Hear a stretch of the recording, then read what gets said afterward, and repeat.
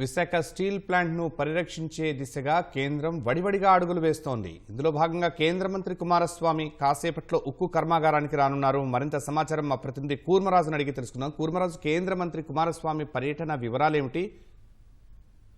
శర్మ, కేంద్ర మంత్రి హెచ్డి కుమారస్వామి అలాగే సహాయ మంత్రి శ్రీనివాసరాజు వీళ్ళిద్దరూ కూడాను విశాఖపట్నం కొద్దిసేపటి క్రితం చేరుకున్నారు.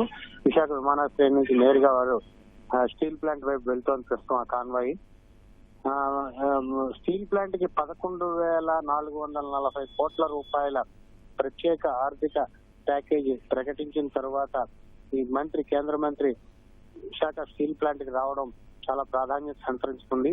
ఎందుకంటే స్టీల్ ప్లాంట్ లో ఉద్యోగులకి గత 4 నెలలుగా సరిగా వేతనాలు లేక వారు తీవ్ర ఇక్కట్ల పాలవుతున్నారు. మరోవైపు విఆర్ఎస్ అమలు చేయడంతో ఏమో దాన్ని వ్యతిరేకిస్తున్న ఉద్యోగ సంఘాలు, కార్మిక సంఘాలు కూడా అన్నాము దీన్ని వెంటనే ఉపసంహరించుకోవాలని ఏమో డిమాండ్ చేస్తున్నాయి.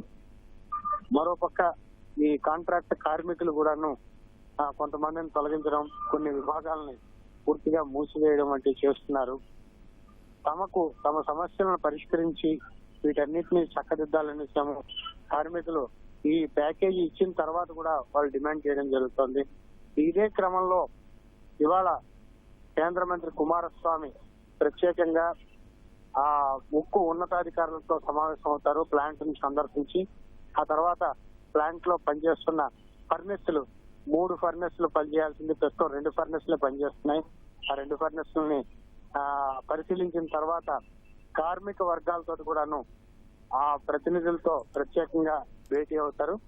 అయితే కేంద్ర మంత్రి ఈ భేటీలో వారికి ఏం హామీ ఇస్తారు, కార్మికులు ఏ రకంగా ఈ ప్యాకేజీని అంటే ప్లాంట్ పునరుద్ధరణ ప్యాకేజీని అందుకొని ఏ రకంగా వాళ్ళు మళ్ళీ తిరిగి లాభాల బాట పట్టించాలి, దీని కార్యాచరణ ఏంటి, ఈ అన్ని అంశాలు కూడాను కార్మికులతోటి ఉద్యోగులతోటేమో కేంద్ర మంత్రి నేరుగా చర్చించే అవకాశం ఉంది. ఎందుకంటే గతంలో కుమారస్వామి విశాఖ స్టీల్ ప్లాంట్ సందర్శించినప్పుడు అటు ఉద్యోగ వర్గాలతో, కార్మిక వర్గాలతో, యాజమాన్యంతో కూడాను నేరుగా విడివిడిగా సమావేశాలు పెట్టుకొని వాళ్ళకి దిశానిర్దేశం చేసింది జరిగింది.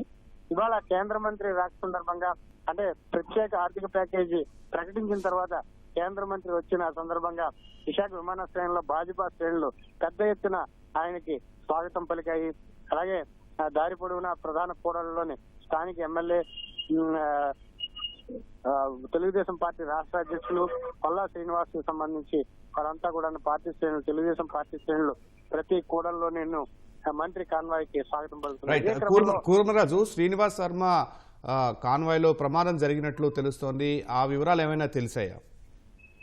అదే కాన్వాయ్ ఎయిర్పోర్ట్ నుంచి బయటకు వస్తున్న సమయంలోనే అక్కడ కాన్వాయ్ లో 8 వాహనాలు ఉన్నాయి. 8 వాహనాల్లో 3 వాహనాలు ఒకదానికొకటి ఢీకొనడంతో ఏమో ఒకటి ముందు భాగం బోనెట్ పూర్తిగా ధ్వంసమైంది.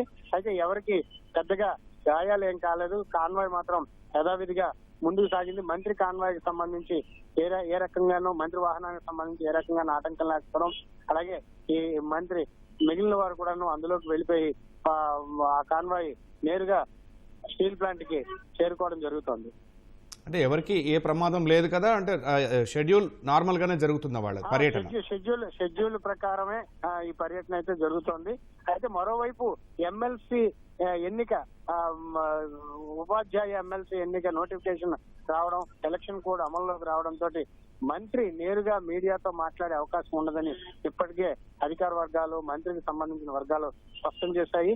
కేవలం అధికారికంగా లోపల సమీక్ష నిర్వహించి దానికి సంబంధించిన వివరాలు మాత్రం ప్రెస్ నోట్ ద్వారా తెలియజేస్తామనేసి వాళ్ళు ఇప్పటికే వెల్లడించారు. ధన్యవాదాలు కూర్మరాజు.